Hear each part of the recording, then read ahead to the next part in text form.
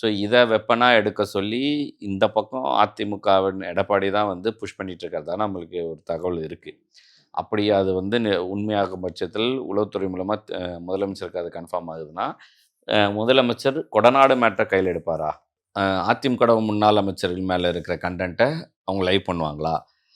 இதில் என்னென்னா இங்கே இருக்க அரசாங்கத்தால் அதை வந்து கண்டினியூ பண்ண முடியுமா அப்படின்னா, இந்த தேர்தல் கோட் ஆஃப் கான்டக்ட் வந்துச்சுன்னா அது தன்னிச்சையான மேட்டராக இருக்கும். அப்போ அந்த இடத்துல திமுகவுக்கு ஆனஸ்டான லாயலான அதிகாரியை வச்சு தான் அதை பண்ண முடியும். ஸோ முன்னாடியே அந்த மாதிரி ஏதாவது அவங்க அசைன் பண்ணுறாங்களா, டைரக்ஷன் கொடுக்க போகிறாங்களா அப்படின்றத நம்ம பொறுத்து இருந்தால் பார்க்கலாம். ஏற்கனவே அதிகாரிகள்லாம் ட்ரான்ஸ்ஃபர் பண்ண சொல்லிட்டாங்களே sir election commission? Any transfer இதுக்கு கேஸு இந்த கேஸுக்கெல்லாம் ட்ரான்ஸ்ஃபர்ஸ்க்கும் சம்மந்தம் இல்லையே. நீங்கள் ஒரு டிவிஷனில் இருக்கிறவங்க மாறுறதுன்னு இருக்கும். லாங் டேர்மாக ஒரு கேஸ் இருக்குது, ஒரு கொலை கேஸு, ஒரு இந்த கேஸெல்லாம் வந்து அந்த பெஞ்சோ இப்போ ஏற்கனவே விசாரிக்க அதிகாரியை மாற்றணுன்னெல்லாம் ஆர்டர் கிடையாது, இதில் கிடையாது, தேர்தல் ஆணையத்தில் கிடையாது.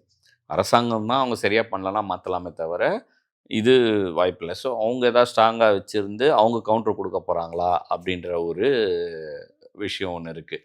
ஸோ இந்த மாதிரியான இதை வந்து திமுக ரொம்ப ஸ்ட்ராங்காக ஃபேஸ் பண்ண போகிறாங்க. ஆனால் அவ்வளோ ஸ்ட்ராங்காக ஃபேஸ் பண்ணுறது வந்து திமுகவுக்கு ப்ளஸ்ஸாக போகிறதுக்கான வாய்ப்பு அதிகமாக இருக்குது.